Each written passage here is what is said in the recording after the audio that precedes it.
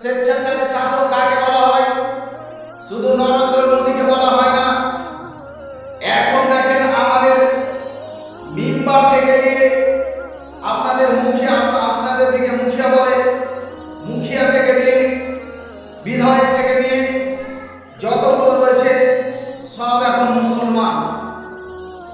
যত ঘুষখোর আছে আমাদের মুসলমানের মধ্যে রয়েছে।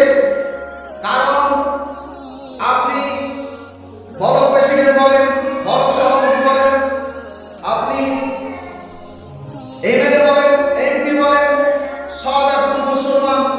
উপরে শুধু প্রধানমন্ত্রী বসে আছে, সে আপনার গ্রামে এসে যারা হক বিচার পায় তাদের উপরে জুলুম করে না। আপনাদের পাড়া প্রতিবেশী, আপনাদের যে বিধায়ক রয়েছে, আপনাদের যে মুখিয়া মেম্বার রয়েছে, তারাই জুলুম করে, অত্যাচার করে।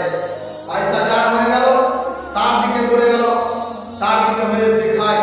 কিন্তু কাল কিয়ামতের দিন সে বুঝতে পারবে দুনিয়াতে কত মানুষকে আল্লাহ তাআলা দেখিয়ে দেয়। আমি জাকাতের কথা বলছিলাম।